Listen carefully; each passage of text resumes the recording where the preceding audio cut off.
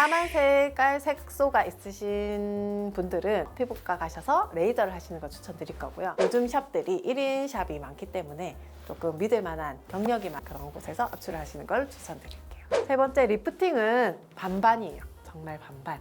근데 그래도 조금 안녕하세요. 오늘 궁금한 게 있는데 이 에스테틱이랑 피부과 이건 어떻게 구분을 해서 가야 되나요? 에스테틱이랑 피부과랑 장단점이 다 있어요. 무조건 에스테틱이 좋다, 피부과가 무조건 좋다 이렇게 할 수는 없고 저 같은 경우에는 둘 다 일을 해봤잖아요. 그래서 딱 가야 되는 그 병변을 알려드리는 편이거든요. 기미, 주근깨, 점 이런 것들이 색소의 종류가 굉장히 많아요. 피부과를 가셔서 레이저를 하시는 게 훨씬 효과가 좋습니다. 근데 레이저를 한다고 해도 이게 또 다시 생긴다고 해가지고 돈이 아까워서 한두 번 하고 또 안 하려는 분들이 있잖아요. 네. 뭐 그럴 때는 어떻게? 그런 분들은 확실히 말씀을 드릴 수 있는 게 그런 분들은 후 관리가 안 됐어요. 후 관리하는 방법을 잘 모르셔서 그게 사실 시간이 지나면 색소가 다시 올라오는 거는 맞는데 시간을 늦출 수가 있어요. 바로 올라오면은 이렇게 지금 말씀하신 것처럼 돈 아까워서는 안 가고 싶어요 말이 나오는 거고, 요즘에는 디바이스 같은 것도 많고 각질 제거제도 많고 하물며 토너로 닦아내는 행위조차 색소가 올라오게 만들 수가 있거든요. 좀 더 이제 전체적으로 피부가 밝아지고 싶다, 아니면은 좀 관리하는 방법도 알고 싶고 좀 꾸준하게 관리를 좀 하고 싶다 하시면은 샵으로 오시면 돼요. 그러면 시술을 하고 이제 후 관리를 좀 철저하게 받고 싶다, 네. 디테일한 정보를 좀 얻어가고 싶다 네. 하면은 에스테틱으로 가면 되겠네요. 네. 저는 뭐 기미, 주근깨보다는 사실 여드름이 좀 궁금하긴 한데 네네. 저도 여드름 때문에 한번 피부과에 가가지고 압출을 한 적이 있는데 그 당시에도 사실 피부과를 가야 되는지 에스테틱 쪽으로 가야 되는지 고민을 했거든요. 여드름에 대해서 혹시 얘기해 주실 수 있나요? 보통 여드름이 났을 때 피부과 갈지 에스테틱 갈지 고민을 많이 하시거든요. 보통은 병원을 먼저 가세요. 어느 정도 관리를 받으시다가 그래도 안 나으면 에스테틱으로 오시거든요. 근데 장단점은 확실히 있어요. 여드름 약을 처방을 받는 거나 아니면은 염증 주사를 맞거나 이런 것들은 병원에서 하시는 게 당연히 맞고, 병변의 유무를 조금 알아야 될 때, 그럴 때는 병원으로 가시는데, 제가 병원에서 근무를 조금 오래 했기 때문에 웬만하면 다 알려드려요. 웬만하면 이거는 병원에 가야 되는 뭐 사막이라든지 혈관종이라든지 뭐 이런 것들은 알려드리는데, 그런 것들은 병원으로 가셔야죠. 근데 그게 아니고 단순하게 계속 피지문비가 많아져서 여드름 압출을 해보신 분들은 이거를 짜야 된다는 거에 대한 인지가 돼 있기 때문에 그런 분들은 샵에 오셔서 여드름 관리를 하시는 게 훨씬 낫다고 봐요. 왜냐하면 피부과에서는 관리사들이 복불복이잖아요. 많이 바뀌기도 하고 의사 선생님들이 일일이 해주기가 힘들거든요. 사실 할 일이 너무 많으시기 때문에. 그래서 대부분 관리사가 하고 복불복이고 바뀌고 그 체계가 있어서 꼼꼼하게 모두 압출을 해드리는 데는 한계가 있어요. 요즘 샵들이 1인 샵이 많기 때문에 조금 믿을 만한 경력이 많은 그런 곳에서 압출을 하시는 걸 추천드릴게요. 팁을 하나 말씀드리자면, 병원에서 처음 가시면 약을 보통은 추천을 해주시니까 드시는데, 어떤 분은 저는 약을 도저히 못 먹겠어요, 너무 건조해요, 미치겠어요, 도저히 못 먹겠어요 하시는 분들이나, 아니면 효과를 하나도 못 봤어요 하시는 분들은 대부분이 성인 돼서 전형적인 지성이 아닌데 올라오신 여드름들, 그런 분들은 불편해 하시거나 효과를 못 보세요. 그래서 제가 약을 추천드리는 분들은 전형적인 지성, 기름 철철 흘러넘치는 그런 지성이신 분들은 약을 추천해 드려요. 항생제 이런 것들을 처방을 해주시면 드시면 되는데, 일단 피지 억제제라는 거는 그런 분들을 추천을 드리거든요.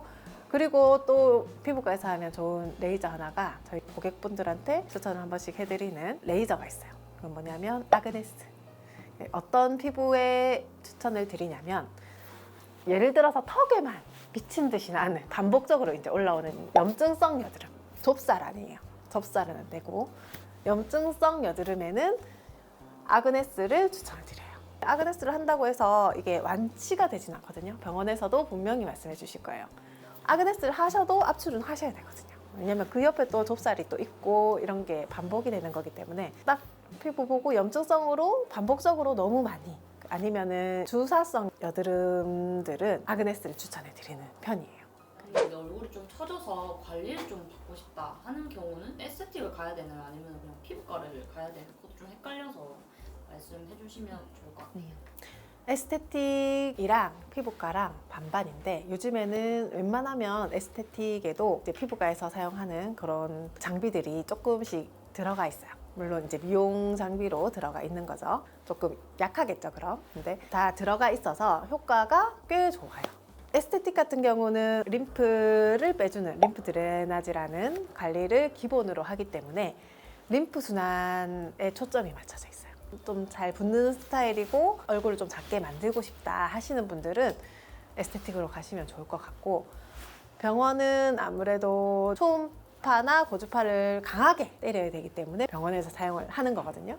그래서 그런 거를 할 때는 병원으로 가셔야 되는데, 그게 이제 어디에 좋냐면 대표적으로 집속 초음파라고 초음파를 모아서 세게 때리는 그 부위가 어디냐면 근육을 싸고 있는 근막 중에 스마스층이라는 층이 있어요. 얼굴에 피부 조직을 잡고 있는 망이라고 생각을 하시면 되는데 그 망을 쪼그라뜨려서 올려주는 그런 게 울세라거든요. 리프트 업을 시켜주는 그런 관리라고 보시면 되겠고, 고주파는 콜라겐을 생성시켜줘요. 그래서 그거를 강하게 때려서 강하게 이 효과를 내줄 수 있는 게 써마지예요. 써마지 굉장히 뜨겁거든요. 수면 마취를 하고 하는 곳도 있을 정도로 그런 강한 써마지 같은 경우는 병원에서 하시면 되는데, 이거는 얼굴에 볼륨감이 없는 사람, 이제 살이 별로 없고 조금 피부가 얇고 볼륨감이 없는 사람들은 써마지 같은 그런 거를 하시면 돼요. 그래서 보통은 텀을 가지고 병행을 하시는 분들도 있어요. 이제 정리를 하자면 조금 내가 잘 붓는 스타일이고 너무 아픈 거 싫고 그런 분들은 에스테틱으로 가시면 좋을 것 같고요. 그리고 나는 조금 아파도 한 방에 어떻게 해보겠다 하시는 분들은 병원에서 피부과에서 케어를 하시면 좋을 것 같아요. 종합적으로 한번 정리 부탁드릴게요. 까만 색깔 색소가 있으신 분들은 그냥 묻지도 따지지도 말고 피부과 가셔서 레이저를 하시는 거 추천드릴 거고요. 후 관리를 난 잘 못하겠어 하시는 분들은 샵으로 오셔가지고 후 관리를 받으시는 걸 추천드릴게요. 두 번째, 여드름은 여드름 약을 처방을 받거나 염증 주사를 맞으셔야 되는 분들은 병원으로 가시고요. 그리고 압출을 하셔야 되는 분들은, 이걸 짜내고 싶으신 분들은 샵으로 오셔서 좀 꼼꼼하게 압출을 받으시는 게 나으실 것 같고요. 물론 여드름 전문 샵으로 가셔야 돼요. 아무 샵으로 가시면 안 되고 여드름을 많이 하시는 샵으로 가셔야 돼요. 그리고 세 번째, 리프팅은 반반이에요. 정말 반반. 근데 그래도 조금 에스테틱에 포인트를 두자면, 에스테틱은 림프 순환을 잘 해드리기 때문에 림프 드레나지라는 방법으로, 요즘에는 고주파 장비도 있고 하이프 장비도 있고 하니까 그렇게 케어를 받으셔도 되고요. 아니면 나는 한 방에 정말 아파도 한 방에 조금 끝내고 싶어 하시는 분들은 병원에 가셔서 울세라나 써마지 그런 집속 초음파나 아니면 고주파 그런 계열의 레이저들이 있어요. 근데 울세라나 그 써마지가 조금 강한 편이고요. 그 외에 조금 잔잔하게 슈링크라든지 이런 거 하실 거면 사실 저는 에스테틱을 조금 더 나으실 것 같긴 한데, 이제 강하게 한 방에 하시고 싶다 하시면 울세라나 써마지 같은 걸로 피부과에서 하시는 걸 추천을 드릴게요. 덧붙이자면 이렇게 추천을 드리지만 피부에 따라 조금 다르거든요. 케바케가 있을 수밖에 없어요. 왜냐면 제가 항상 저희 샵에 오시는 분들도 설명을 드리는 부분 중에 하나가, 이 피부는 이 세상 모든 사람이 똑같은 사람이 한 명도 없어요. 전부 다 다르기 때문에 디테일하게 생각을 해야 되는 부분이 있거든요.